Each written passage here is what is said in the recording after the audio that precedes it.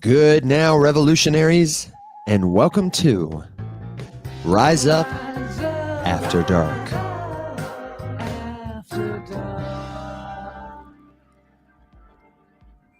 Today is Wednesday, August 6th. We're 43 episodes in the tank. This is the show where we let our hair down for BYOB, DYOR.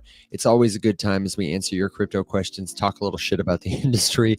And we were supposed to have our friend Evan McMullen tonight, but she has asked if she can reschedule one more time. She's in the middle of a public raise right now. And I said, I know that you are working hard and we will look forward to seeing you next week. We can't wait to hear everything that she's doing on billions. And I would like to petition that we, now I'm going to reference something from pop culture, Evan. Oh, Jesus. Strap in. And I need all of you to help me make fun of him if he hasn't seen this.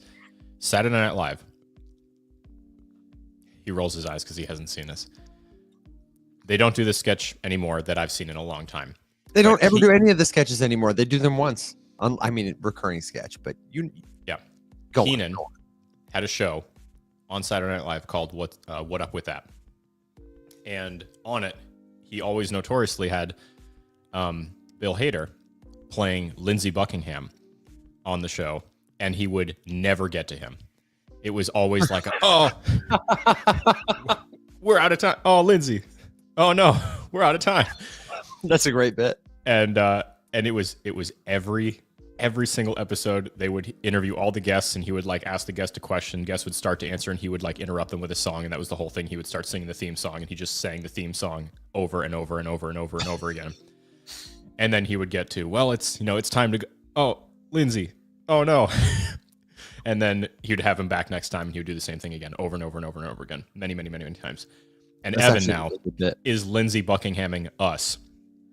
And I'm going to petition that we schedule Evan for After Dark every week, and then she reschedule 20 minutes before the show starts every week. We will eventually, maybe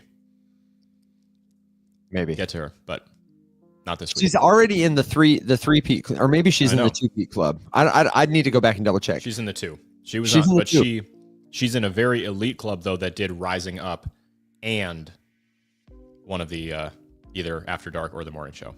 Yeah, that's right. And speaking of people who are in the elite club, friends we're trying to actively schedule with, I just got the confirmation and sent the news to Alex and Will in our Teams chat that Commissioner Hester Peirce is ready to come back on Rise Up. We're thinking about going to Washington, D.C. I had said that we might be there, and we got a response from Ileana Ciobanu. Ileana, I'm so sorry. That the commissioner wants to do it live on the ground in Washington at the end of September. So it's looking like we got to go to Washington now. Got to meet Dennis. Got to see the commissioner and get her back on the show. Definitely have to. Isn't it weird, though, that we send an email and somewhere in Washington, D.C., important people are like, should we talk to these people? And then someone very important is like, yeah. Yeah, the commissioner would like to schedule. I was like, hell yeah, she would. That's my friend. Meanwhile, here I am doing whatever. Arguing with ChatGPT because it wouldn't make me a good POAP today. And I don't know, whatever the hell else I'm doing. Eating a Chewy bar. You holding in there okay? Bullish. No, not at all. But you know what? I'm riding on fumes right now. And riding on fumes. Adrenaline, I couldn't skip. Well, first of all, couldn't leave you high and dry. And I figured, you know what? Even if what this is me just kind of lead paint staring off into the distance while Evan asks me a really softball question and then at least Evan has someone to talk to today. Hey, man, I have actually got a story that I want to get your lead paint reaction to. I saw this in the Unchained newsletter, and from, I think, Blockworks published a newsletter on it. I don't know if you saw this story, but I feel like it's making the rounds now because Metamask, the word in the street is planning to launch its own US dollar pegged stablecoin, MMUSD, issued by Stripe, which, side note, is something now that the Genius Act is passed and there are all these rules about who can or can't that we kind of expect to see is like people who are allowed to are white labeling these tokens for other people like Walmart or Amazon or Metamask.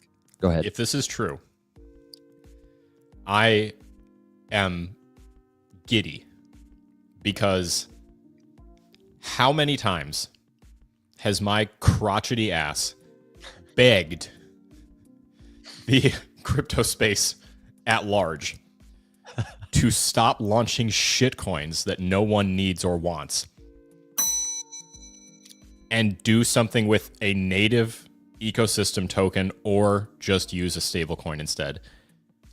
And if they do that, I'm giddy because MetaMask would be the perfect example of someone who, by all accounts, the way that we traditionally do things in this dumbass industry, would launch a token because people have been asking them to for a very long time. And mostly that just means we want free money. It doesn't mean we want a token. It means we want free money. Right. They have been crushing it for a very long time. Sans token. There is no reason at all. Awesome. You're good. It's not as bad as it is here, as it is there. I mean,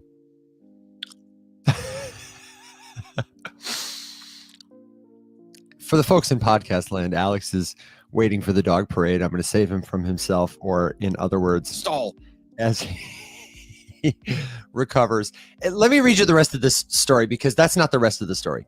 The rest of the story that I want your reaction to is actually, we found out that MetaMask might be planning to launch a token in a proposal on the Aave governance forums. Aave that we reviewed on the show today at the very end. I walked you through it. They are an active DeFi DAO, an organization of individuals who hold their tokens who can make proposals about what goes on the platform or not. And apparently an Aave DAO delegate, Token Logic, authored a proposal that said they wanted to utilize a piece of the, I don't know how to say this, it's M-0 network for on-chain minting and redemption. This is an Aave integration, enabling efficient, fully on-chain issuance. The quote is, MMUSD is intended to be the cornerstone asset of the MetaMask ecosystem. But then they deleted the proposal, but not before Unchained could pick up on it, not before Blockworks could pick up on it. And they have reached out to MetaMask, but neither MetaMask nor Stripe has, as of yet, publicly acknowledged or confirmed that they're planning to do this. So that's why this is like extra tea. Yeah. Okay. So now they got to come out and talk about it, I feel like. Now, well, they're going to have to address it. One would hope. And I am firmly in your camp. Like, this is exactly the kind of token we want to see. But I don't know if it's going to be, a true crypto token, or if it's going to be, like a Visa point, but make it MetaMask. I think a lot of the stable coins we're going to get issued through Stripe for companies like Amazon or Walmart or whoever wants to do a stable coin are not, in fact, going to be, William Quigley talked about this. You remember, they're not really going to be crypto tokens on a decentralized blockchain. They're going to be points on someone else's private ledger. Yeah. Yeah. Maybe with a little more interoperability, to use a buzzword. From MetaMask, you would hope so. I mean, you would think. But you also never know. And given it could all be bullshit. As with all good announcements in crypto, maybe good, maybe bullshit. Time will tell. Vonda in the comments says, we talking South Park's token? LOL? No. Is South Park launching a token? Please, no. They did do a hilarious episode where Butters gets hooked on NFTs and tries to sell them to everybody, though. And it's very really? Oh, dude, it's so good. It was a while ago, too. Like, that was not like last week. It was years ago. Really good one. Cartman coin. Vonda said it could. I'd buy it. Dude, if South Park did like POAPs, I'd be all over. That's all I want anyone to do. I just want people to give me POAPs for stuff. That's all I want. I want on-chain proof that I did cool shit. That's all I care about. Just doing cool shit on chain with my friends. Is it too much to ask? That's literally it. We need more POAPs. Speaking of POAPs, we've just issued the request to poap.xyz to mint a POAP for tomorrow's Circle exclusive live stream. If you are not in the Circle community yet, then I would encourage you right now, wherever you are, whenever you listen, pause, head over to rumshq, rumshq.com. That's the new URL for the website. Or visit the link in our bio, wherever you're listening to us. The very first button on our homepage is join our free community. When you get there, you'll see all kinds of stuff. It's better than Discord, safer than Discord. And one of the ways we're welcoming people to the community is tomorrow. We're ending the show a little bit early on socials, and we are picking up an exclusive stream for people in Circle just to get together, hang out there, and we will be issuing the very first Circle POAP, the Rise Up Circle After Show POAP. You can collect it. And if you've never collected a POAP before, Alex, what would you say to these folks to just explain to them what exactly is a POAP? A POAP is a really cool way that you can prove unequivocally and on chain that you did a thing. It stands for Proof of Attendance Protocol, and it is a token that gets minted to commemorate the cool thing that you did. It could be anything. I have POAPs that I got from meeting certain people. I've been given business cards that were POAPs. I have checked into events at conferences and received a POAP for doing so. And we've given out dozens and dozens and dozens of them over the years for different things that we've done. Most recently, I think, was the 300th episode. That's right. We had a POAP for the Rise Up 300th episode. I was just going to see if I could pull it up here on the screen share. I'm not sure if it'll show. Yes. Here's a little sneak preview of the badge you can earn tomorrow. And there it is, episode number 300. People who went to the Rise Up Morning Show's 300th episode got to claim this POAP. You can take a picture of yourself and add it to the POAP gallery. You can see other POAPs in this family, either created by the same artist or issued by the same company. And it's just a great way, like Alex said, to start building reputation and relationship on chain totally for free. You don't even need to have a crypto wallet to get a link to reserve a POAP. You can start collecting these things with an email. And then when you get a crypto wallet, if you want, you can migrate them on chain. It's super cool. It is the utility we've been waiting for. NFTs remain the coolest thing for me personally, my favorite thing, like individual piece of the industry. I'm obsessed with them. I think it's the coolest thing ever. And there's a whole bunch of different ways that you can do them incorrectly. Again, in my humble opinion, as I soapbox about this for a second. But I think that POAP, not sponsored by them, should be POAP. But it's just like, it's my favorite thing.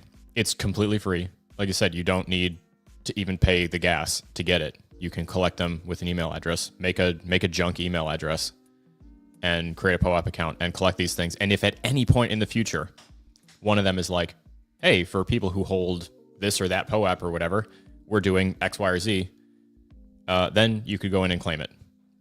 Or not. It's completely up to you. You could forget they ever exist. They don't cost anything. No one's selling them to you. It's completely free to make the account. Like all that good stuff. It's so cool. And I would love to, one of the things I want to do when we have a little bit more capital as a company is just start doing stuff in general for people who hold different POAPs. Because Evan and I have been giving these things out for years. We have people in and around our community that have the very first POAP that we did, which would have been at the end of 21. Yeah, and it was for the Metaverse event. It was for the gala, the Faceless Gala. Yep. I mean, I've every intention of doing more stuff. I want to give out more of these things for more things, and then I want to do stuff with these things. That's the best way to prove that any of these things are useful. It's just like, hey, it's this simple.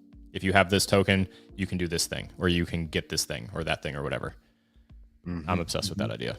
It is cool, and it's going to be easier in the future when this infrastructure is at scale. Everybody knows how to like use this stuff for all kinds of people to attach. This is what Mike and I were talking about in the Logadog interview I did earlier today, to attach all kinds of value to them. A token is a tangible, if digital, way to give form to a thing, to a relationship, to an idea. If you were Taylor Swift, then maybe you played a song at the middle school talent show and gave out like paper programs, your school did. If somebody had that paper program, that would be like the ultimate Taylor Swift rookie card, but there are a couple of problems with it. It would probably be really easy to forge or fake because it's just like paper and ink. It would be something you'd have to carry with you. It would be something that would deteriorate over time. And it's not something that's easily trackable, traceable, or like a package for correspondence, the way an email address or a token is. I I don't know if you've got that thing packed away in your attic or if you sold it to somebody. Like as Taylor Swift, I can't reach you. Yep. And I would need to know all kinds of stuff about you. But with a token, I don't need to know your name. I don't need to know where you live. I can see that, for example, you earned a token for listening to my album or attending my concert in Dallas, or that you've attended more of my concerts than anyone else. And because we have this on-chain relationship, I could, for free, instantly create another token that represents a discount or a backstage pass and send it to you like that. Brands are going to use these every time they issue a receipt. They're going to use them as digital collectibles. They are going to use them as loyalty points. The sky is limitless. And most of the ways they will use this stuff, they have yet to be invented because people just aren't in the arena or literate enough to be familiar with the tools. I'm very excited for the day that that's happening. And one of the reasons we want to get people using tools like this is because we want you to start thinking about this technology that way. More than, you know, being on somebody's Telegram early before they launch a token. This is the kind of alpha that's going to help you spot the promising stuff in the future from the crap, whether that's an investment or, you know, a job at a company or just a cool thing that will add value to your life. That is the value here. It's so much more than just dollars and cents. Thank you very much. Alex, are you in Dogland? Just nod yes. He is. I was. He was just catching up to the conversation. I was just saying I was letting that marinate for a second. I didn't intend for it to marinate for that long. I didn't know it was that deep, man. Oh my gosh. Like I said, NFTs have been done dirty by grifters because, you know, there was a lot of instances where they were used for very cool things, even from the beginning. You know, a business launching that tried to use a new cool piece of tech for X, Y, and Z for some reason. You know, a comic book illustrator using it for that, or, I mean, anything. And then, of course, there was the pyramid of pyramid schemes, which, you know, saw these things selling for gajillions and squillions of dollars. And then there's this, which is, hey, this, you know, whatever. It's super not cool. Speculative at all. If it matters to you, you can tokenize it, and that makes it easier to prove. Whatever. If you don't care about it, guess what? You don't have to care about it. I think that to me is imperative for something in crypto or Web3 to stand a chance. If you don't give a shit, you can just skip it. And it allows you to able to work that way. Because there's no pre-programmed value that is only tied to dollars and cents, it actually creates a lot more surface area for value to emerge. It makes me think of, here's a pop culture reference I know. In No Country for Old Men, one of the best portrayals of a psychopath, Anton Chigurh, walks into a gas station and prompts the attendant to flip a coin for his life. And after the coin flip goes well, this is the perfect reference. I'm very proud of you. He says, killer reference. He says, keep it. And the man goes to put this quarter in his pocket. And he says, don't put it in your pocket. He says, if you put it in your pocket, it becomes just another quarter, which it is. It signifies that it represents something bigger than 25 cents on a metal coin, but it also is just a metal coin, depending on how that man reacts to it and chooses to think about it in his mind. Isn't that a great reference? I just came to me out of the ether, man. Really, like, perfect. Yeah, like super applicable. I'm gonna steal that and take credit for it in the future at some point. Yeah. And they'll believe me because you're you and you haven't seen movies. I know, so I really gotta get my references out there when I can. Ladies and gentlemen, I just got word via the TikTok hotline that our friend William Watson is in the chat. He's on his way up right now, joining us live from his father's birthday in the great northern yonder. It's Will Watson. It appears he's joining us from the floor. Is the bottom in? Joining you from the floor. Is this a bottom signal? The bottom is very comfortable. It's very cozy on this ornamental rug. How you doing, brother? Oh, it's good. It's just been a very long day and my back is killing me and I got to stretch, and the floor sit down was much needed. It's just been a lot of sitting in my chair and then a lot of sitting in a car and then a lot of sitting to eat food, and now I'm just like, haven't done anything physical today and it's killing me. Eamon wants to know, is Maverick there with you, and can we say hi to him? Maverick! He's outside right now, but he's going to come through. For people in podcast land, Maverick is our 110-pound German Shepherd friend. Very good boy, and we can't wait to see him again. He's a sweet little baby boy, and he's so good unless he doesn't know you and you try to touch him, in which case he hates you, and he might bite you. Yeah, he might bite you. Did you see my message in the Teams chat that we got a response from Hester's team, and she's ready to meet us if we go to Washington? Yeah, end of September, right?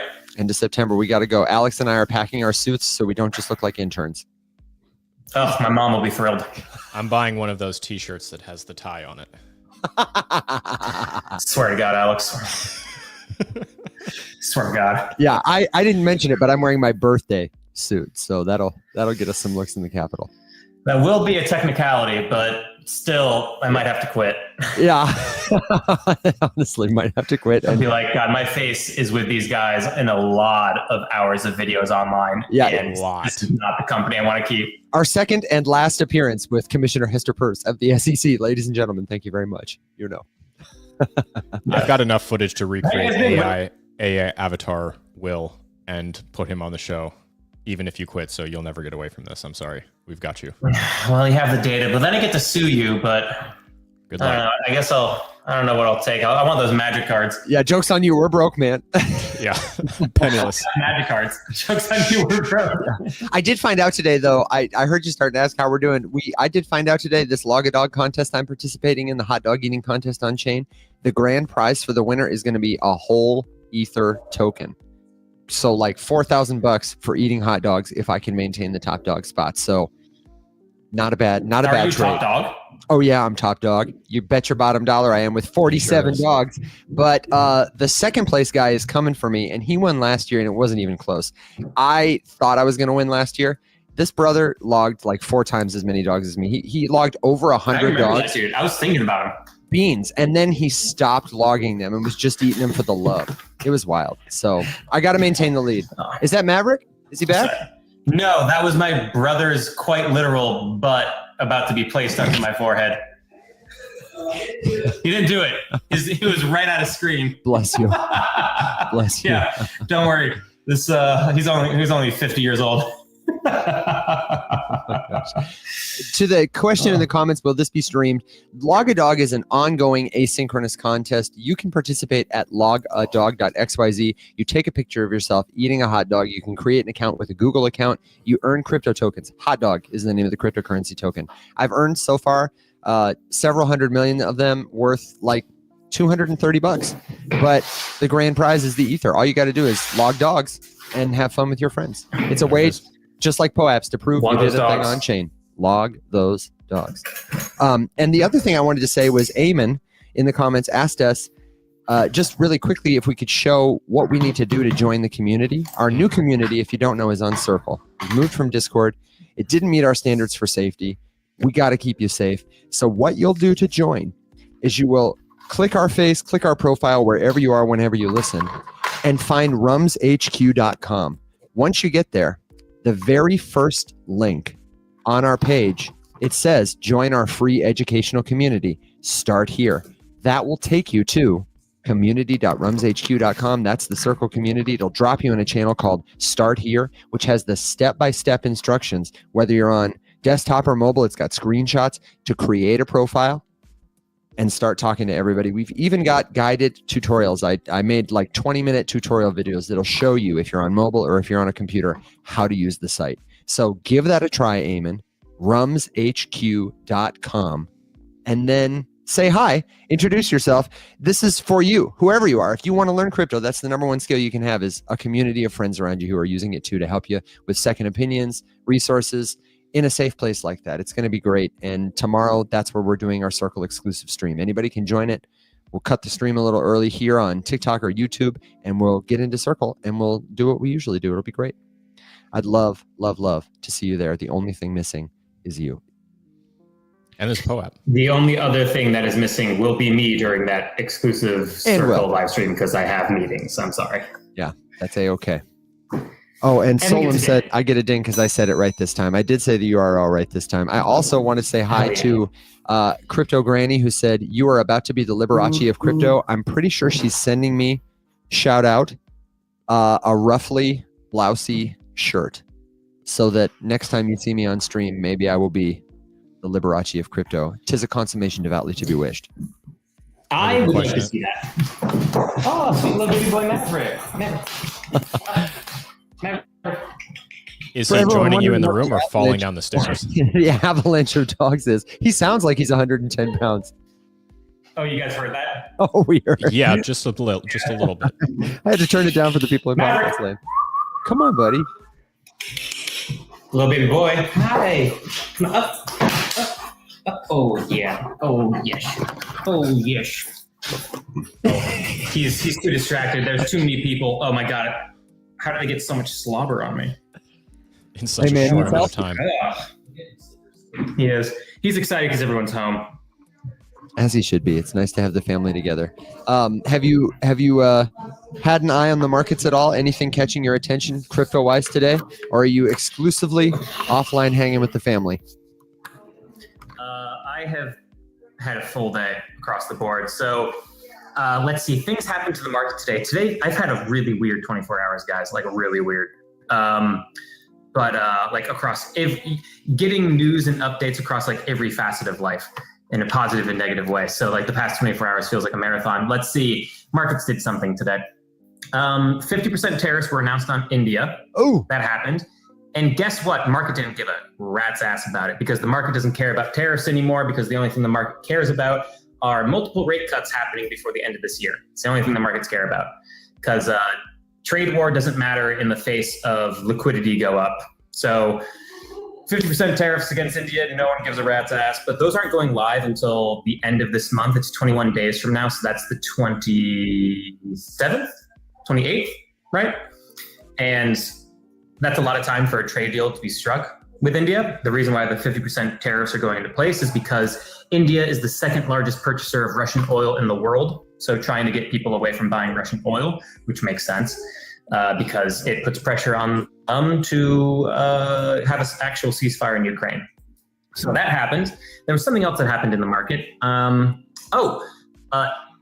and NVIDIA had been threatened with 100% tariffs because of, what was the reasoning? I forget what the exact reasoning was, but those have been removed. You can leave the door open so Maverick comes inside. The office door just got closed. Wasn't it chip production related or chip import related? Yeah, it had to do with semiconductors, but now those are totally being removed and they will not be hit with any additional tariffs whatsoever because of their continued investment in the United States, which is the air quotes. So that's good for the semiconductor manufacturers. That's also good for the stock market, which is typically good for crypto and stuff. But again, the market didn't care because the market, again, is just focused on rate cuts. And also the market doesn't really think that tariffs are really going to shake things up anymore. That's how I've been reading it. I mean like the market up. And that's what happened. And then crypto did a whole lot of nothing and just consolidating for now. I tweeted another day, another consolidation candle. So do we think that that's a lot of time for a deal, and especially with the Trump turnaround, he's pretty good at announcing news like that, and then the next week there's some sort of relief. We saw it with the Canada thing, we saw it with the Mexico thing. It seems to be a favorite tactic, and that's a lot of time to get something done. I'd be curious to know. Man, I got to remove that phrase from my vocabulary. If I had $1 for every time I've said I'd be curious in the last 3 months, I would be rich. Well, just remember, for trade wars, for trade in general, there's only 3 countries that matter with the United States: Canada, Mexico, China. And Mexico's number 1, Canada's number 2, China's number 2, Canada's number 3. Now, here's the thing with Canada. Canada is nowhere near to get a trade deal with the United States. And that's partly political, but it's also because there's nothing that Trump can do to force them to really negotiate a trade deal because the, what's the name? It was the deal that replaced NAFTA, the USMCA. It was the USMCA, the United States, Mexico, Canada deal that Trump negotiated in his first presidency, where even if Trump were to increase tariffs on Canadian goods by 1,000%, the overwhelming majority of goods crossing the border would still have, guess how high of a tariff? You guys can guess. 30%. Guess. 30% for Evan. Alex, how about you? Trying to decide which direction to go. I'll say 50. Okay, so if there was a 1,000% tariff increase on Canadian goods, then the overwhelming majority of goods coming from Canada into the United States would still have zero tariffs. Wow. 0% tariffs. Wow. So anything that you hear talking about with Canada, just remember the overwhelming majority of their goods are still covered by the old trade deal by Trump, and it's 0%, baby. Even if Trump says, hey, it's 15% across the board, guess what? Canada still gets 0% for the overwhelming majority of their goods. Now, so any news with Canada, you're not going to see a trade deal for a long time. It's all a bunch of bluster. Everyone in the world knows Canada gets 0% tariffs for the majority of their goods. Mexico's a big deal because they're our biggest trade partner, and China's a big deal. So only news with those two countries are the only tariff-related news that could possibly change the market in any way, shape, or form.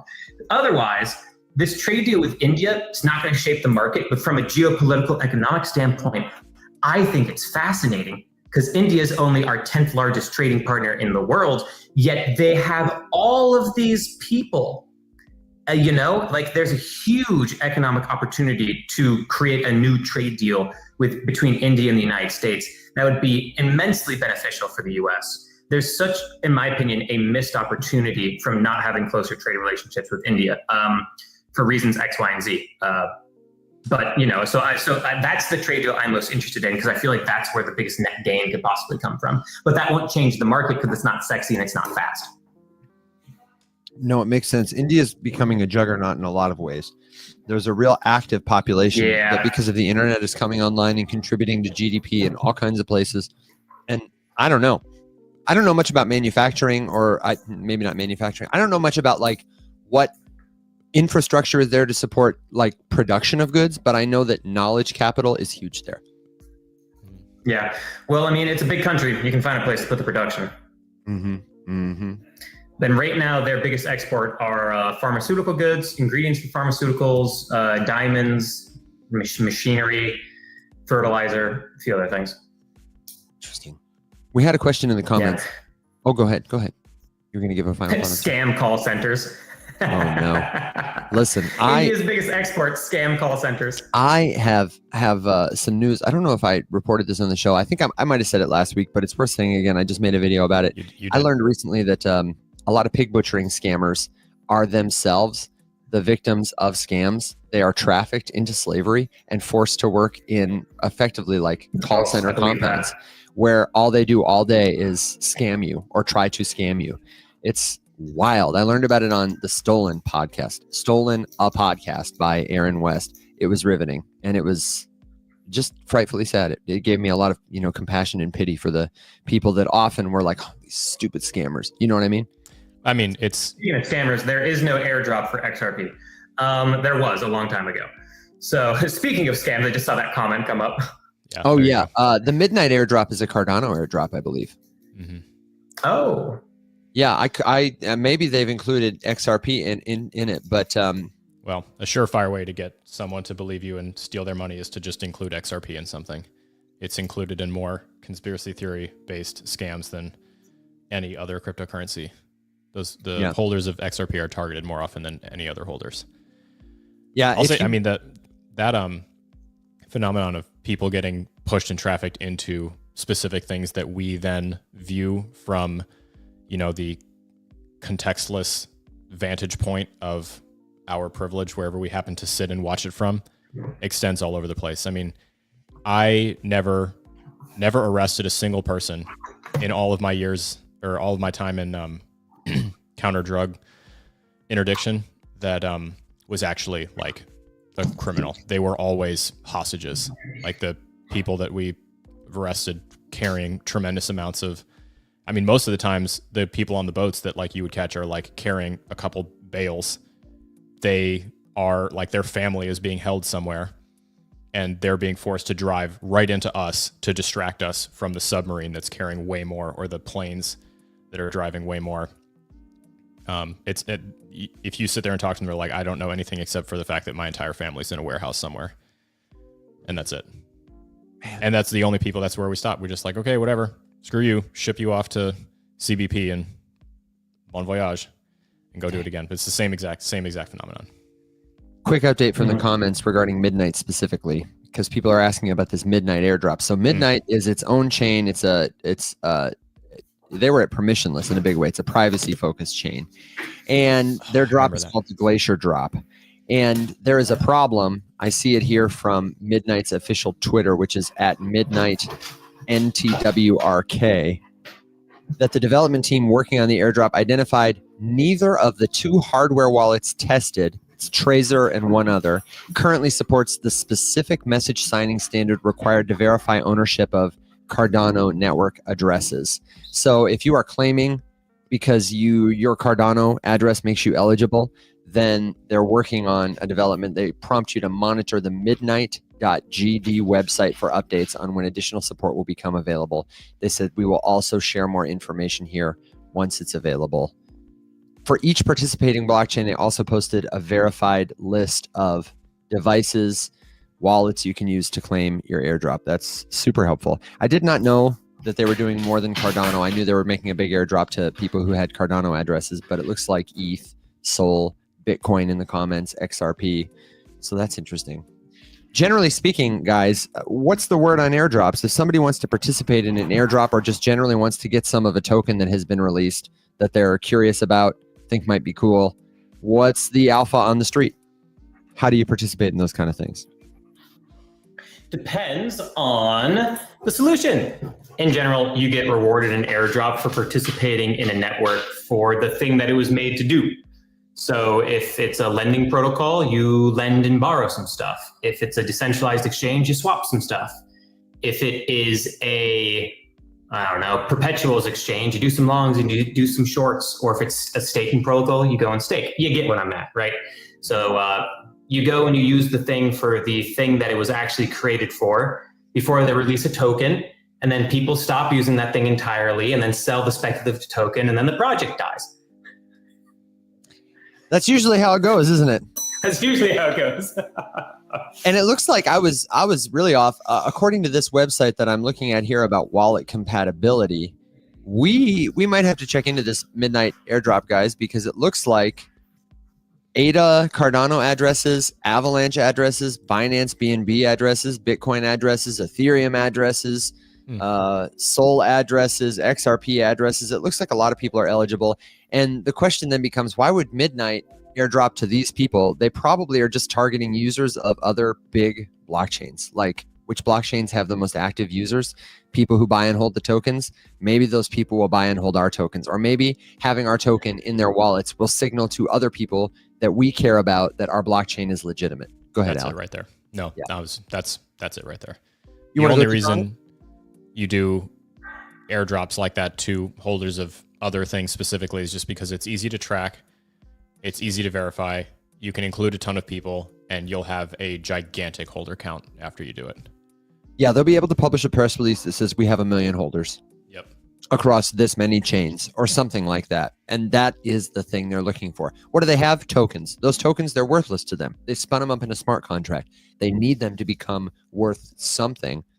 So they're trying to distribute them based on who their target audience is, which is probably a bunch of TradFi people. Honestly, I would imagine, or a bunch of like enterprises. And they're going to say, look at all these chain holders, these people across chains that hold our token. We're legit. Buy our product. Mm-hmm. I would Or imagine. to create something, and then you create a social media marketer campaign afterwards, and you go, "Hey, this is one of your, we'll pay you $5,000, $10,000, $50,000 to say these 5 things in a video." Sure. Or maybe, they say they're privacy focused, but a lot of privacy focused companies are actually very interested in and guilty of selling your data. And what better way to collect data about like major blockchains than by airdropping your tokens to a bunch of wallet addresses that are active on major chains? That would be a move. Maybe people will interact with the tokens and it'll teach them something about potential users' behavior that would be valuable to them or to their customers. I don't know. Interesting. Another thought. But that's a really big airdrop. I mean, it must be. Just across all those chains. It's kind of wild. And they've been spending, I don't know how much money they raised, but they've been spending a lot of money lately on PR, on infrastructure. They've got a great website. They were a headline sponsor at Permissionless, and that was not a cheap ticket, So they've got money to spend, which tells you nothing about what their token's going to do, but tells you a lot about that they have a vested interest in paying some people back. So, watch out there. What were you going to say, Al? If you're spreading it out that much, it makes me think. I'm just thinking back to my last Cardano-based airdrop. Oh. And how lopsided it was. And then I would hazard a guess that any airdrop that's spread to that many things is going to be bupkis. But we'll see. Probably. Yeah, you see. The other thing I was going to say about airdrops was a revisitation of what we were looking at this morning, which was DeFi Llama. When we did a little drive-through of DeFi Llama's platform, somebody asked us about how we could start lending crypto tokens to earn passive income. And the example Alex gave was just start with a stablecoin like USDC. We went to DeFiLlama.com. We scrolled down the menu at the left-hand side until we got to yields. And then we searched for USDC to bring up a list of all the different yield opportunities for you to earn with USDC tokens as like what you send. And I wanted to share this. The top project listed is Maple Finance. These are organized by TVL, the total value locked in the protocol. This represents how many people have put their dollars into this particular pot of USDC on Maple Finance. It's just a smart contract that they have. And the yield here is 6.95% USDC and 2.2% Syrup tokens. And Syrup is the native token of Maple's protocol. Morpho also adds bonus rewards this way to people who allocate funds to their pools. And this is their strategy. They are distributing tokens to people who do the work of giving them the raw materials to provide their services. They are incentivizing you to give them USDC with tokens that were essentially free for them to create. And now the only way to get these tokens is either to give them the assets that they can use to make more money or to buy them from somebody else who got them this way. It's kind of like what Bitcoin does, but a little different. A lot of DeFi protocols will bootstrap their distribution this way. And sometimes they'll use this metric to track a future airdrop. They'll say, oh, we had a user that staked $1 million with us for 3 months. That's a really valuable user. Let's give them some more tokens or something like that. So airdrops, they're all around you. If you want to participate in an airdrop campaign, you might use a website like airdrops.io to find crowdsourced information about where people think airdrops are likely to happen. I would say you probably want to look at companies that raised venture capital that haven't launched a token yet, that are marketing on social media some sort of crypto product, and then participate by connecting a new wallet to their protocol, participating in whatever kind of product or service, signing up. Sometimes they have quests that you can do to earn points that they will use to allocate airdrops, all kinds of stuff. And some of them can be quite lucrative. What was the episode you guys did with Rudo where he was talking about it? It was probably like 8 episodes back, After Dark. I'll have to look. I can find it. I'll have to look too. 5 lifetimes ago. 5 lifetimes. It seems like it in crypto years. It's in the Rise Up After Dark playlist. If you go to Apple, Spotify, or YouTube and just scroll, you will find, I don't know if we build it as with Giancarlo or if we called him Rudo, R-U-D-O, but Alex and Will had a great conversation with him that I was sad to miss. And as is tradition, whenever I miss an episode of After Dark, it's always a banger. He talked a lot about different airdrops and how to earn them. If you're a person who doesn't have a lot of dollars, but you have some time, it can be a good way to trade your time for money in the future. Yeah, it really was a fantastic episode because he was talking about it. He was like, hey, I did airdrop hunting throughout a whole year. And yeah, some really don't pay out a lot. But by the end of the year, I had an extra like $38,000. Shoo. You know, which is pretty phenomenal. It's episode 34. Free 38 grand. Episode 34, Alex? 34. $38,000, episode 34, Rise Up After Dark. We should have just called it that. $38,000, free money. Honestly, that should have been the title. We could have got a lot of views. Are we content creators? Apparently not good ones. Not. Oh, man. Well, Evan and I are. I haven't seen a video from Alex. Oh!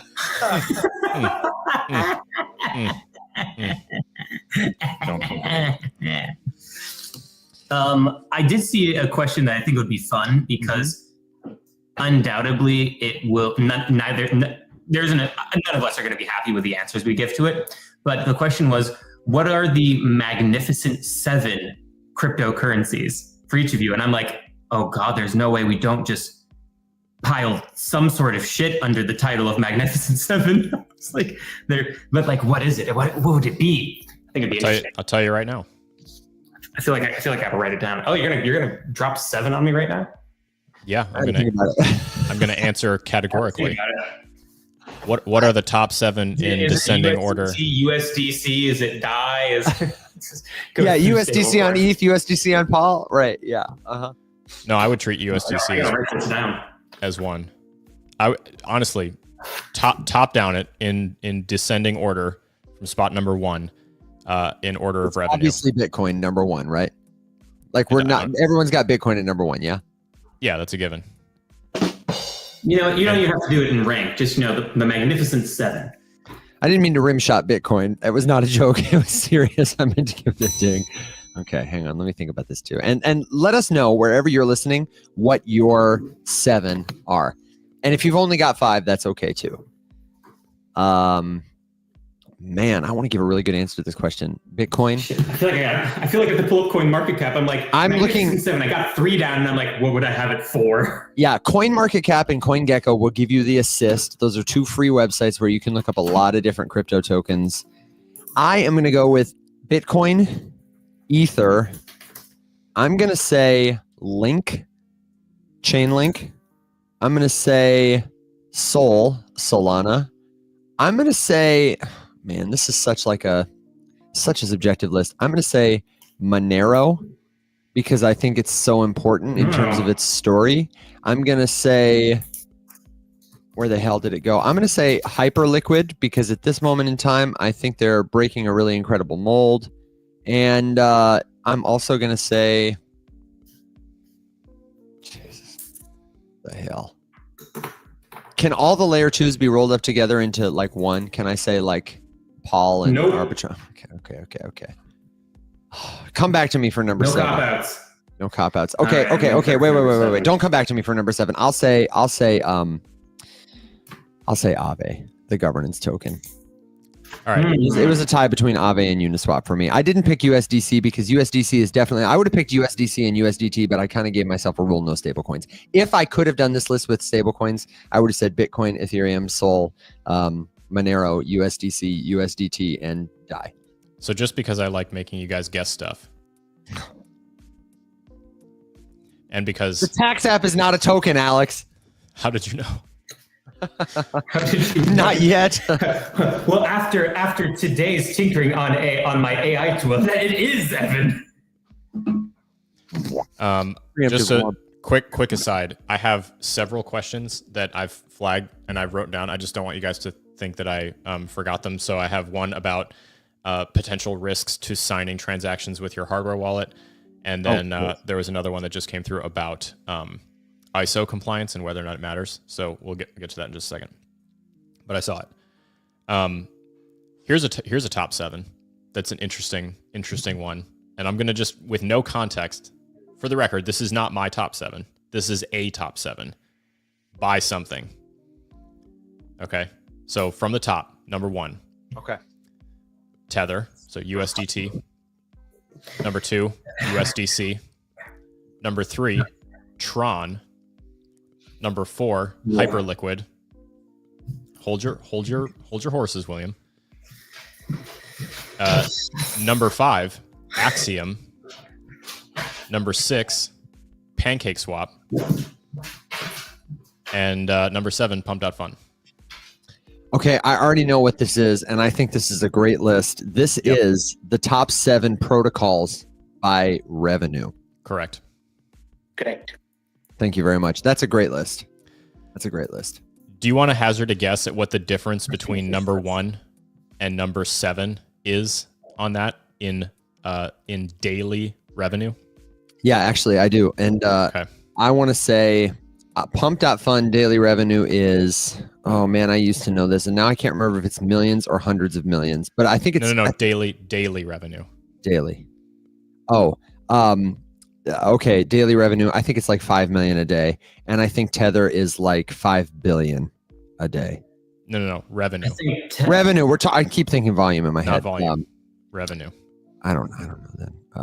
1 million and 10 billion.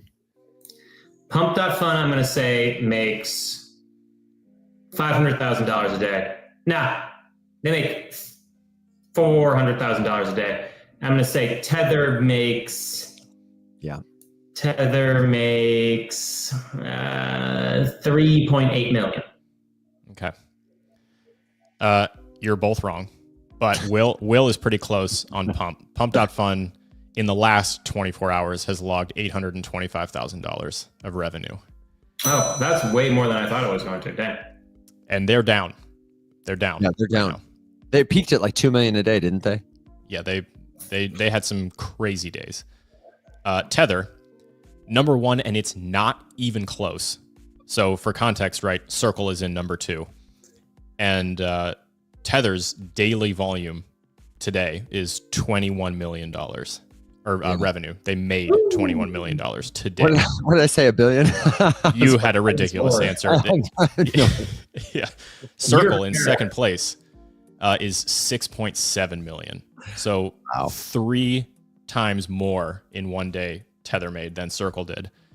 And then Tron down again, honestly, about the exact same ratio with 2.5 million today. And then Hyperliquid right behind him at 2.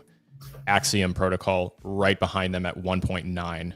PancakeSwap still just proving that just because this is out of the US, Binance is still unbelievably popular with 1 million. And then it drops precipitously after that. But other top honorable mentions include Jupiter, Sky, Bonk, Phantom, Aerodrome, Edge, Radium, Aave. And then the first blockchain that's not Tron. Any guesses on how many spots down it is and which spot or which chain it is? It's Solana. Say the question again. Say the question one more time. Which is the first blockchain on the list and how far down is it? Is his question. And I think it's Solana, and I think they're So I respect that guess because it's what I would have guessed too. And I think the major distinction here is that Solana does not count revenue in any amount other than fees, transaction fees paid by the user, and it's a very tiny amount. Oh, well then, it's either Ethereum or Binance. It's Ethereum in spot number 18. Yeah. The interesting tidbit 20, about blockchains with revenue is that there's 2 important ways that we denote revenue per blockchain. And the big one, Evan, that we're constantly talking about on the show, this is what you were probably thinking of, is ecosystem revenue. Total combined revenue of apps and platforms and protocols inside of an ecosystem. And then there is also on-chain revenue of the underlying ecosystem itself, which is exclusively transaction fees.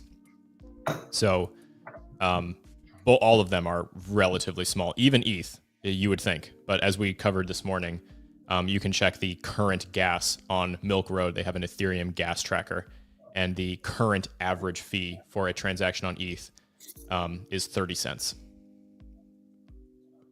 So beautiful. Okay, there you go. Will, interesting tidbit of the day. Give us your top 7. We're getting a lot of good answers from the audience that are a lot of the usual suspects, but I'm curious to know where you landed in the end. Bitcoin, Solana, Ethereum, right? Obvious. Top 3. Mm-hmm. Yep. Then Doge. I don't know how you have to have the creator of the meme coins, right? It has to be in your Magnificent 7. Mm-hmm. I feel like. And then BNB.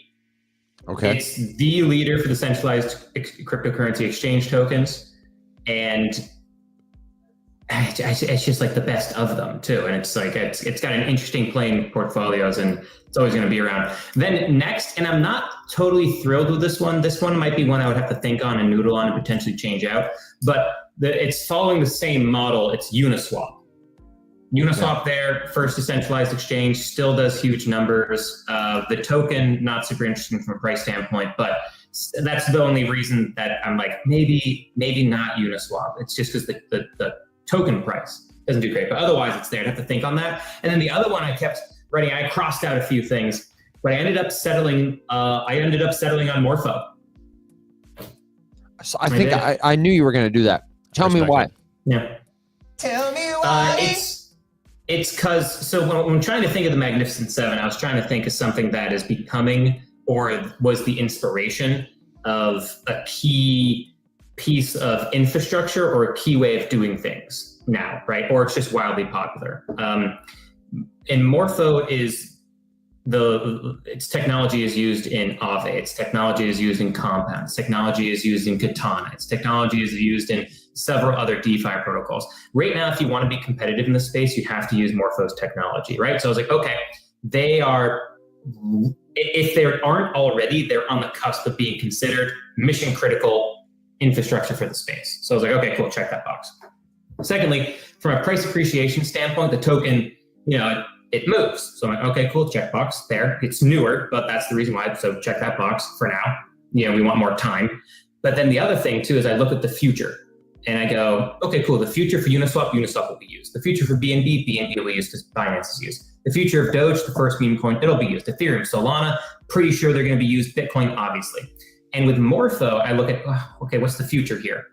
And with their recent upgrades to be positioned to be used by traditional financial institutions like your BlackRocks, your Fidelities, your Vanguards, and traditional banks to offer better lending solutions. For those who are unaware, in their upgrade they did this year, they got 2 specific, very, very, very specific security like badges, if you will. I forgot what the term is, but like regulatory clarity on both of those. They're the only lending solution that has it in the crypto space. So I'm just like, okay, they're the only lending solution I see that is positioned to get adoption amongst these major financial institutions. And that can change, of course, but right now they look to be the future. So I'll go, okay, Morpho. And the other thing too, this is the last bit, they turn themselves into a nonprofit, which means the team's financial incentives are not aligned with dumping tokens on their holders, unlike some other very large cryptocurrencies, like XRP is one. Ripple funds their company through selling of XRP tokens. And it's one thing where the incentive of the investor and the company are not in lockstep. And that's something that isn't a potential future problem for Morpho. So those are all the reasons why I like it. Yeah. Good answer. I see a lot of confusion in the comments. People are saying, what about this? What about this? You don't like this? You don't like this? First of all, the prompt was pick 7. And you'll notice we all took very different answers. This is not necessarily I don't even hold some of those tokens in my portfolio. This is not necessarily, I'm buying 7 tokens. I'm holding them for the long run. I think they're going to go the highest in price. This is, for Alex, the answer came from which crypto protocols actually generate the most revenue. For me, I was interested in like unique stories, important stories worth telling. That's why I included Monero, for example. And Will just gave you some great justifications for why he included what he did. People mentioned though, what about virtuals for AI launch platforms? What about no one like Tao, Kenneth said. Carol posted the most unique bag, I think. She listed tokens I've never heard of. Brogue, Valueless, Pump, Bags, Mudang, I have heard of. 99 cents. Oh, I didn't mean to give you a rim shot, Carol. God, you keep going to that. Yeah, I don't know. You know what I mean? Like, so everybody's got different tokens that they're aware of, that they're interested in. There's no, one size fits all investment. There's no one size fits all. You should care about this crypto token. And it's important to learn from what other people think is valuable or important, because the why is almost more impactful than the what in terms of how it can inform your own conviction about, what problems are we solving here? What's actually worth anything? So I thought those were killer answers. If I had mine to do over again, I definitely would. The stable coins are great. I agree with Doge. I think Doge is such an important story. I don't know. You could make great arguments for such an important cultural piece. Yeah. And I do want to clarify, just because Morpho's a nonprofit doesn't mean that they can't sell their tokens on people, but it does reduce some of the financial incentive to do so. Most crypto companies also have like a foundation. They have like an ecosystem company and they have a foundation company. The foundation is usually a nonprofit and they are usually the token issuing entity. Stellar Development Foundation. That's going to change. Yeah, that's going to change with that's like a compliance and tax thing. Yeah. And I understand it was mostly like everybody else was doing it this way and people weren't suing them, so we better do it this way too. It Correct. Wasn't even necessarily that we had like clear legislation on it. It was just a norm. So who knows? Lots of good questions. Alex, I know you noted a couple of them and I'd love to come back to them. Where were they? I totally forgot what they were. One of them is we can knock out here was just a security related question regarding signing transactions with your cold wallet.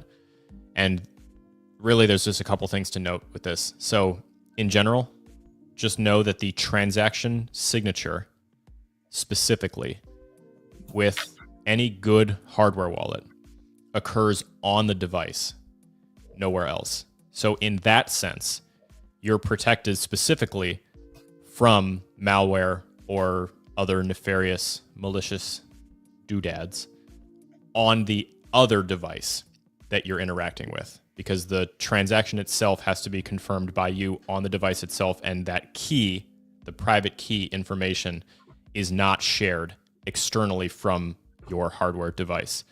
This means that you could literally plug a hardware wallet into a malware-infested public library computer and sign a transaction safely, assuming that the transaction itself was legitimate.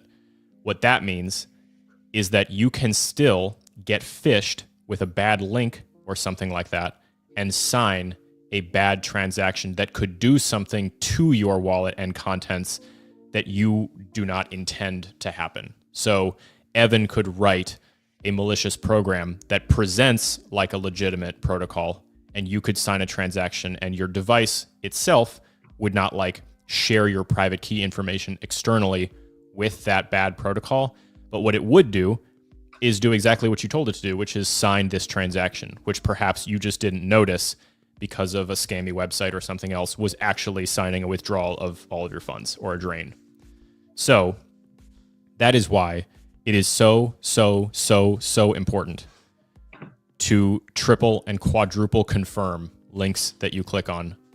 It is better to be skeptical and miss out on something than it is to be haphazard and be swindled by a scam link. So with anything, especially with airdrops, because they're so heavily used to swindle people, because the allure of free money is very tempting and it makes people take risks that they otherwise would not take.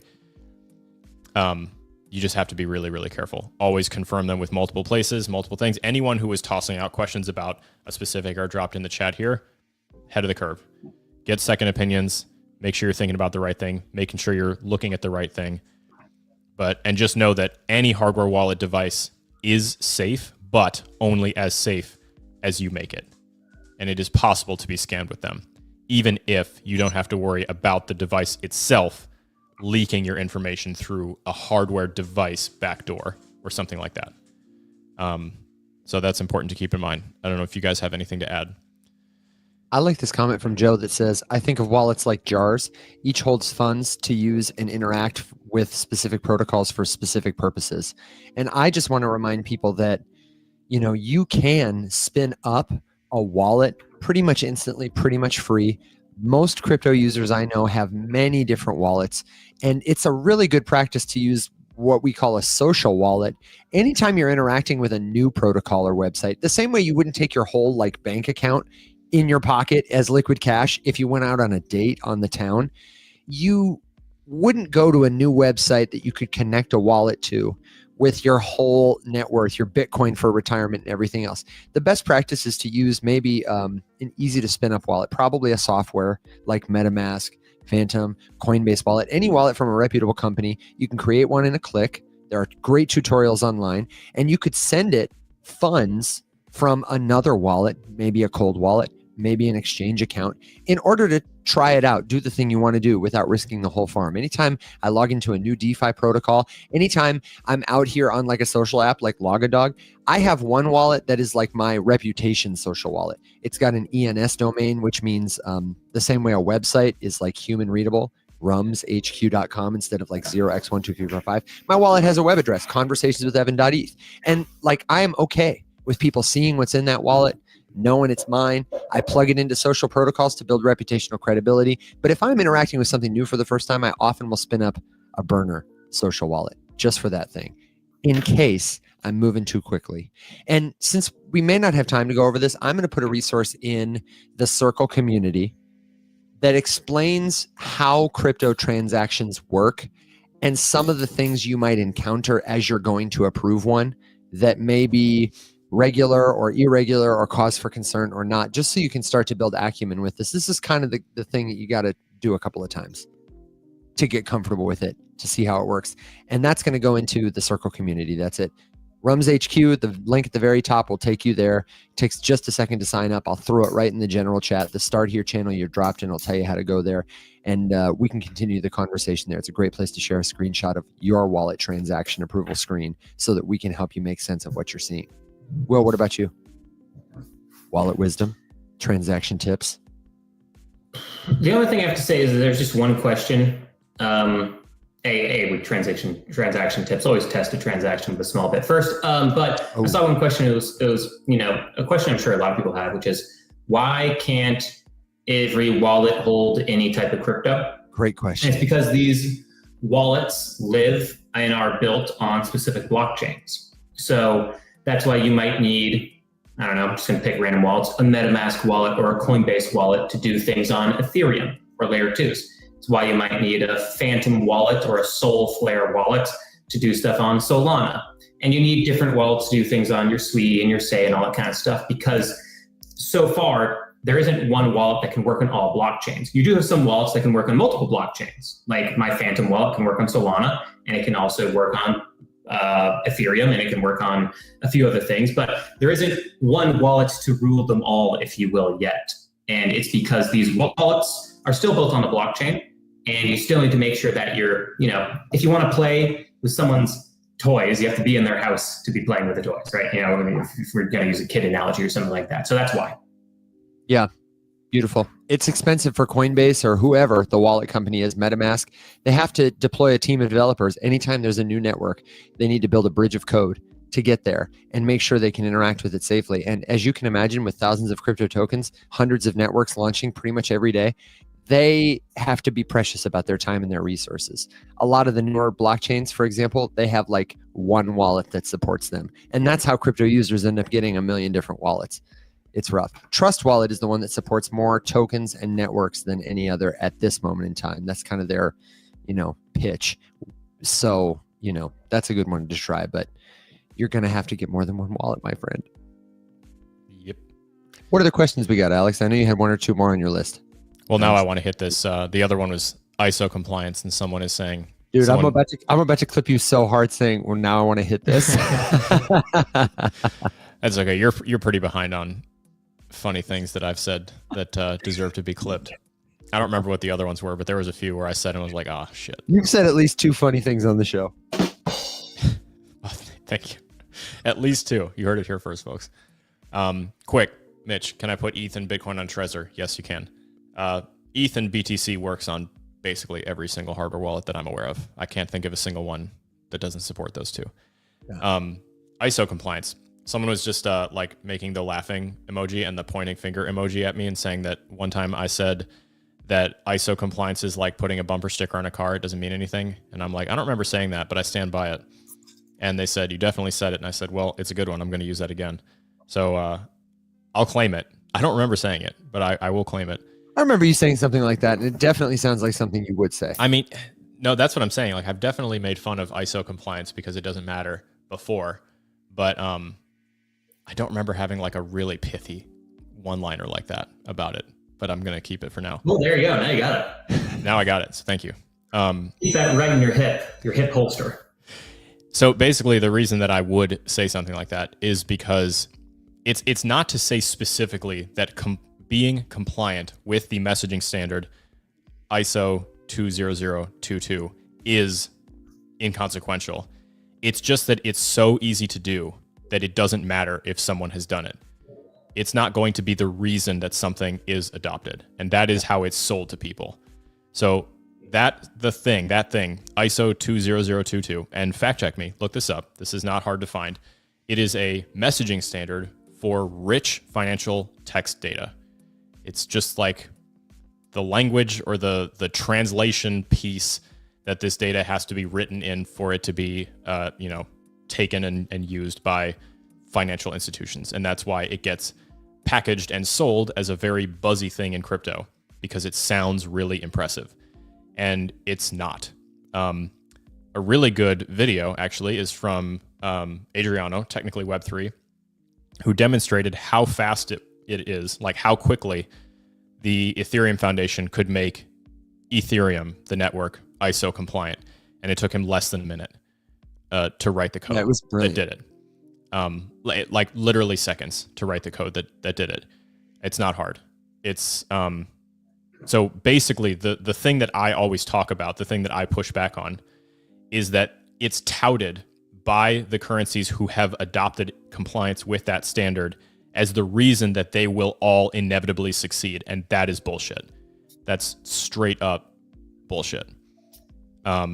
Anything who is going to get adopted and used by some large-scale financial institution that is beholden to the ISO standard would simply say, you need to become ISO compliant. And they'd be like, you got it. And then 8 seconds later, they would be, and then they would just be used.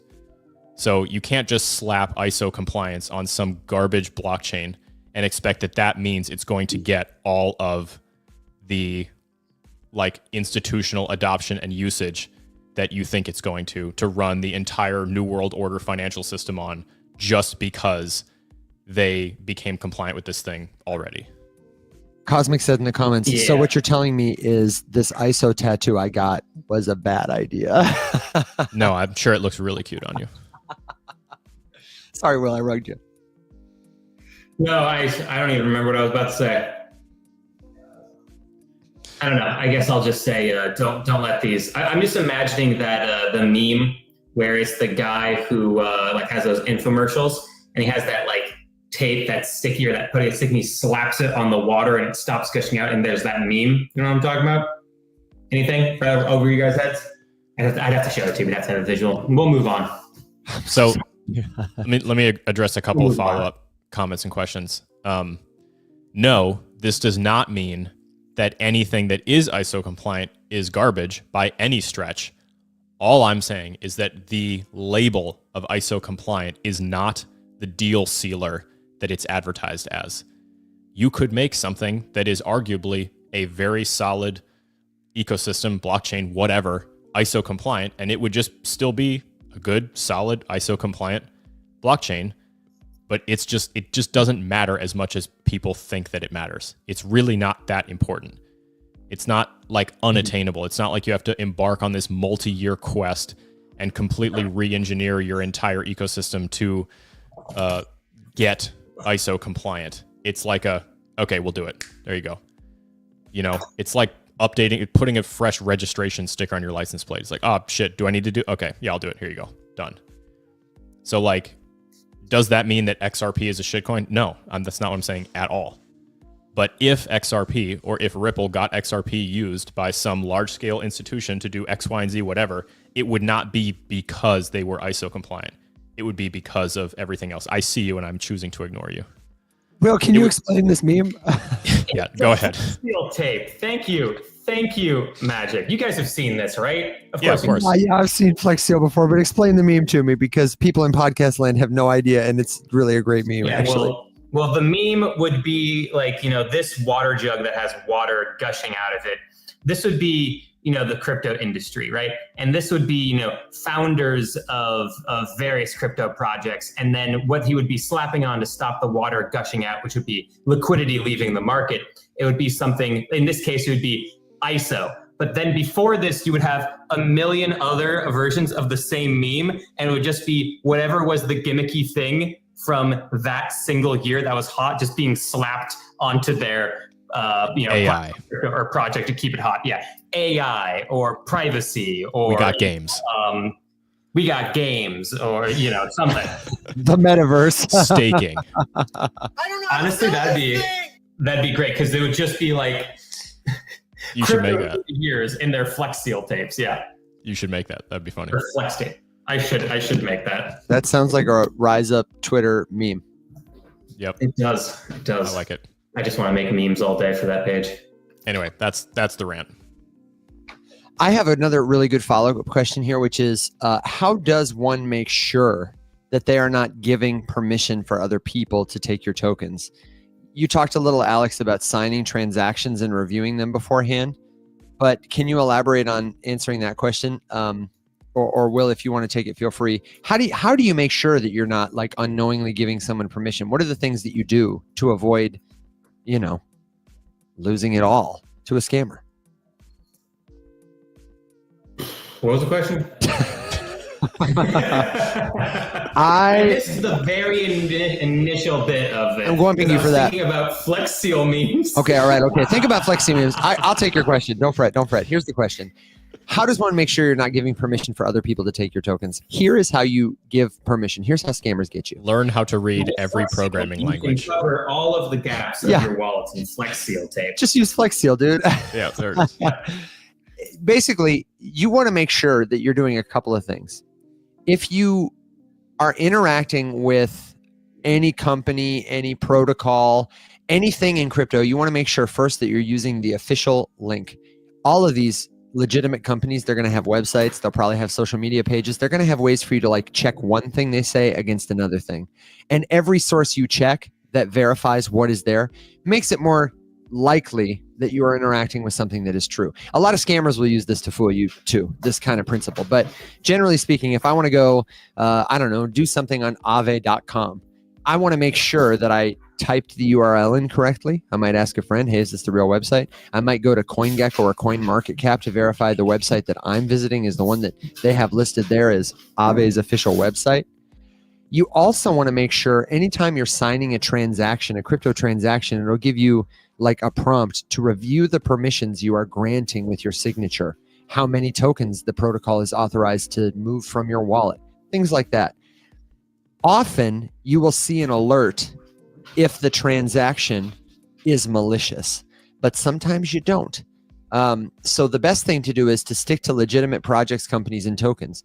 New tokens, meme coins can often be coded to be a honeypot, something that you can contribute money to, but you can't get it back from. Pre-sales are often another type of not scam, but usually they're built on a house of cards and not worth sending your money to because you don't get a return on investment. And the other thing is, if you give somebody your seed phrase unknowingly, a lot of scammers will do something where they'll come into your DMs like, hey, are you using this wallet? It's better. And they'll send you a link and they might call it a wallet you recognize like Trust Wallet. And the website might look like Trust Wallet's website. Or maybe you got an email that appeared to be from Trust Wallet or from Coinbase and says, hey, we had a security breach. We fixed our website and we need you to enter your secret phrase into this new website. Click this link. And when you click the link and you enter your seed phrase, your money disappears. Nobody legitimate will ever ask you to give them your seed phrase, your private key. Any legitimate website will always be easy for you to verify against a third source. And when in doubt, stop what you're doing and ask a friend. That's why we talk about the Rise Up community. And really, any group of friends who are experienced crypto users will be better than going at it alone. But if you need a community, you need a connection, then hang out with the people here in the comments. We got lots of great friends in the comments. And our community lives at community.rumshq.com. You can find the link at rumshq.com. Super quick, super easy to sign up, and we will be talking about it all week. I hope that helps.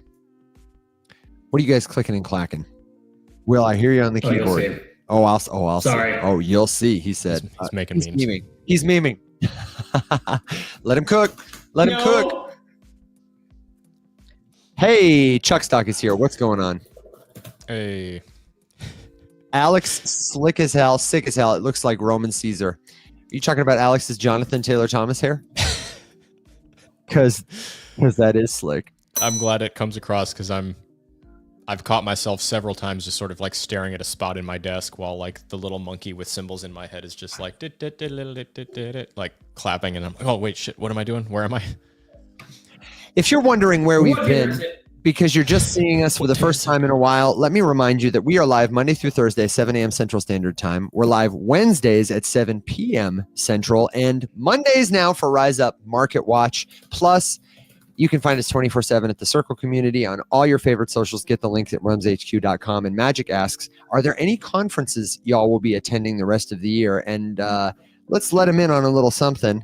And then I think we should collect a round of final thoughts, suggestions, good jokes, words of wisdom. So Alex's cymbal clanging monkey can ride his cats and his cows into the sunrise.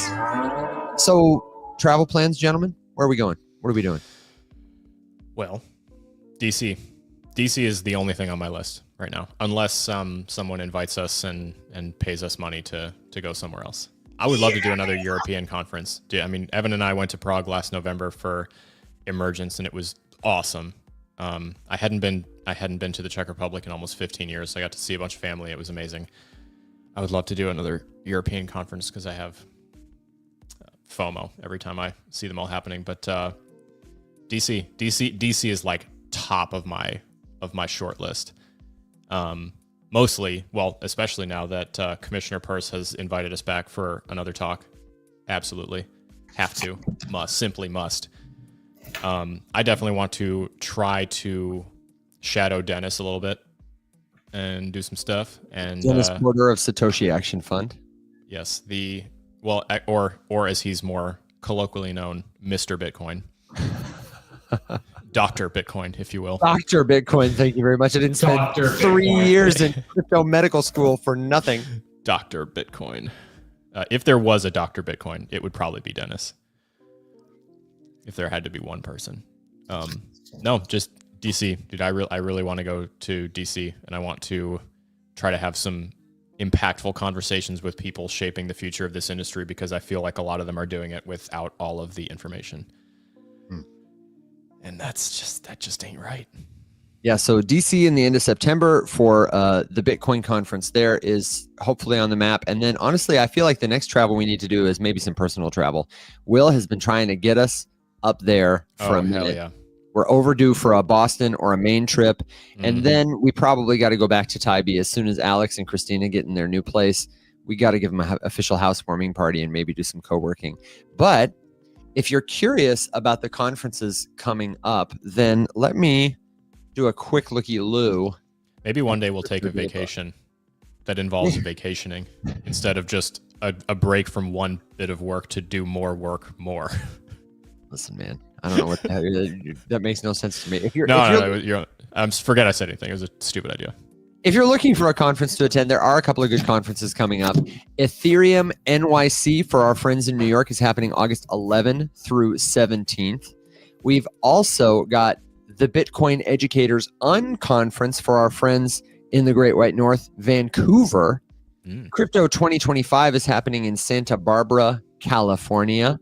And right now, as we speak, Rare Evo is in Las Vegas, August 6th through the 10th. And there's also, the same time as Crypto 2025 in Santa Barbara, is the Wyoming Blockchain Symposium in Jackson Hole, Wyoming, August 18th through the 21st. Of course, if you live in another place around the world, let us know, and we will try and find a conference near you. But that's what we got. And speaking of Wyoming, one of our friends here on TikTok, Candace, her handle is XCovaPay.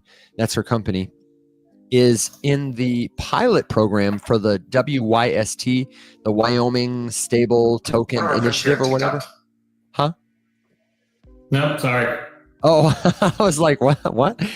They got accepted to be one of the programs helping the state of Wyoming pilot its own stablecoin. And so I told her, that is incredible. Way to go. You got to come on the show and talk to us about it. So expect more on that soon. But they're making moves. I'm sure Dennis Porter would be very proud. Damn right. Well, I did the tweet. You did. You did the tweet. Did the tweet.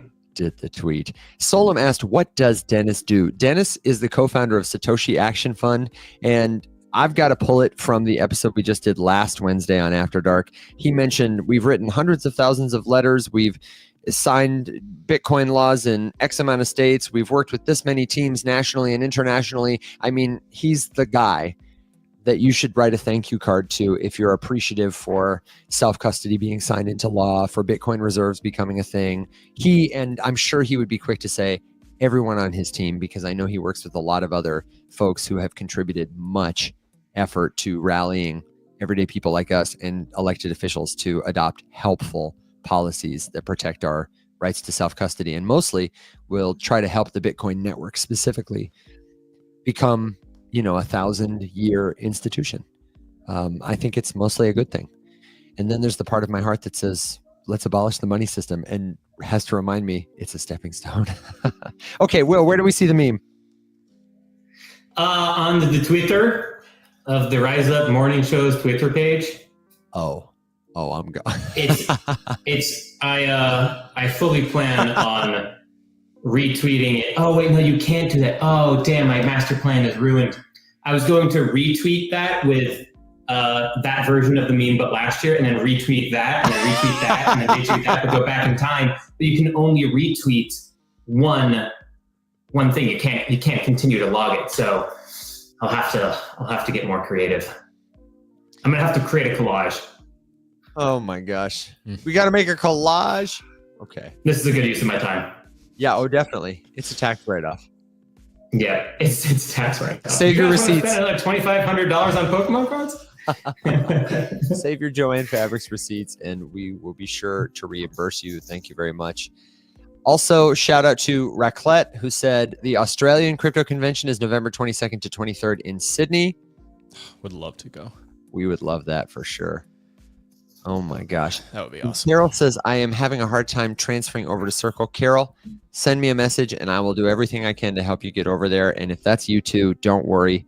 We will get you there. For now, just chill. You're in the right place. We're not going anywhere.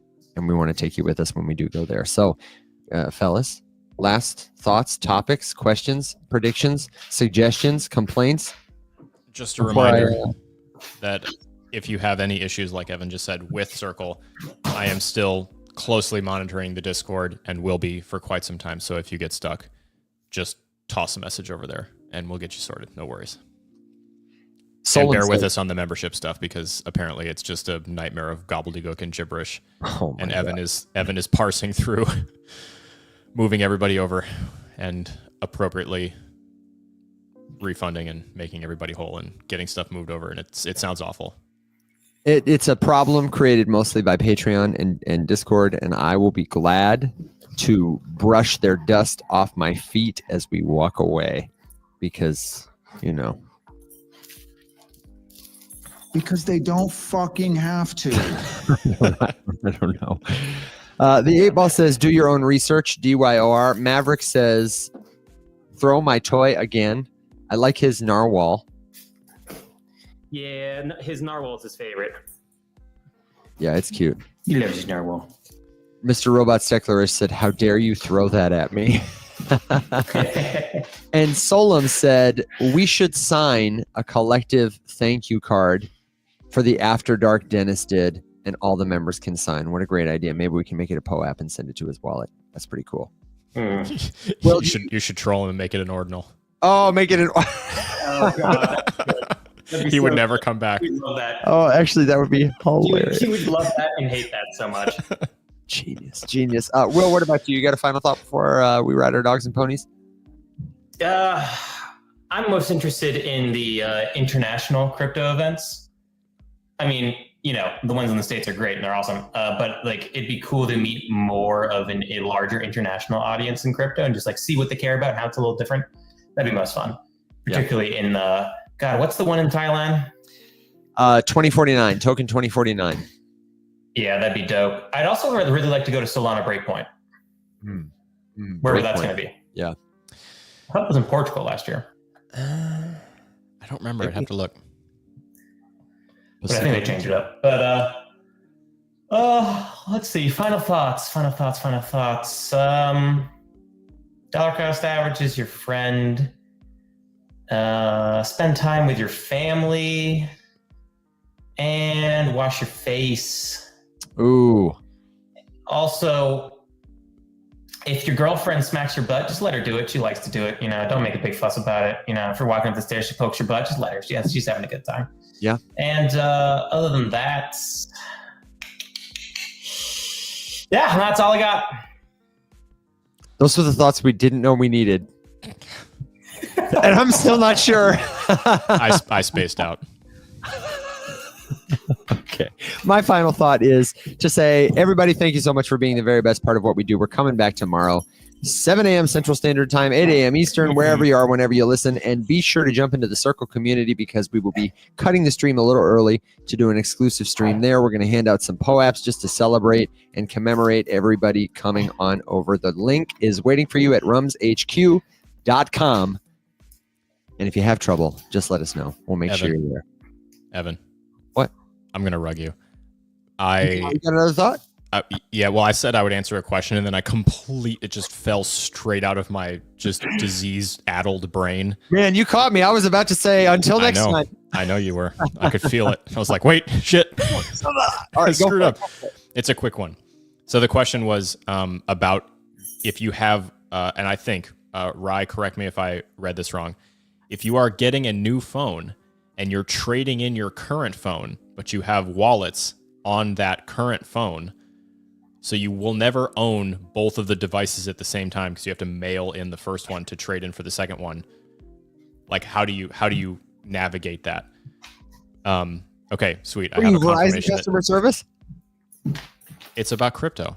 Did you miss that part? Yeah, I missed the crypto part. You were frantically looking. Monkey. Yeah. Listen, I'm the space cadet today. Okay, you're not allowed to be. So it's a gross misrepresentation of the facts. Indeed. So okay, Rye confirms that is what he's asking.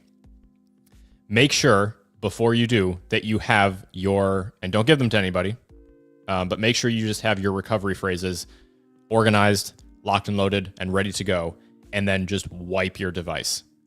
Because remember, those wallets, those keys, the access and the permission to use that crypto does not live on your phone. Your phone is allowing you to access it because you know that recovery phrase and you have imported the wallet to an app on that phone. But all you have to do is just make sure that you have those recovery phrases, those 12 to 24 word seed phrases. You can even confirm it by importing the wallets to the desktop version or the browser extension version on your computer so that you have a stopgap and you know that you never don't have access to it if you need it, in case something gets lost in shipping or takes an extra week to get the new phone, whatever. Then just factory reset and wipe the device, get the new one, re-download your wallet app, whatever it is, and import. When you download the app fresh, you'll be prompted at the beginning to create a new wallet, or usually it says something like, I already have a wallet. You'd click, I already have one, and it will just prompt you to enter the seed phrase, boom, import the wallet. This moment, right there, that moment where you are entering the seed phrase into that wallet, that is the moment. That is the moment that you need to be absolutely sure you downloaded the right app. So don't type the name into the app store and just pick from a bunch of stuff that looks similar. Usually there's really no other options. The app stores are pretty good about policing that kind of stuff. It's not like you're going to Google Metamask and see 100, different apps in the Android store or whatever. Just make sure that it's the right one and you're good to go. That's all you got to do. Beautiful.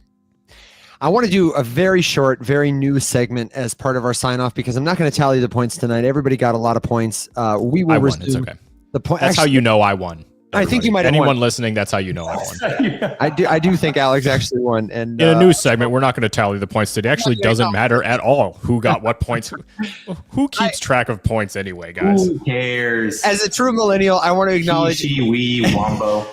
Everybody is a winner, but I want to shout out all the people who are here watching right now. I want to shout out Raclette and Carol and Chuck and Kenneth and Solom and Big U and Joe and Eamon and Puck and Greg and Brosif and Exit Velo and Maverick and Christina. Kimberly was here tonight. Rye Dog, I saw. Alicia, who just joined the community. Amanda, Art, Cosmic was here. Oh my gosh, so many more wonderful people came through. And especially if this is your first time tuning in, thank you, thank you, thank you for the likes, the gifts, the shares, and most of all, your attention. It's your most valuable asset, and we are so grateful that you trust us to help you learn. You can do this crypto thing one step at a time, and we want to help. So come back tomorrow.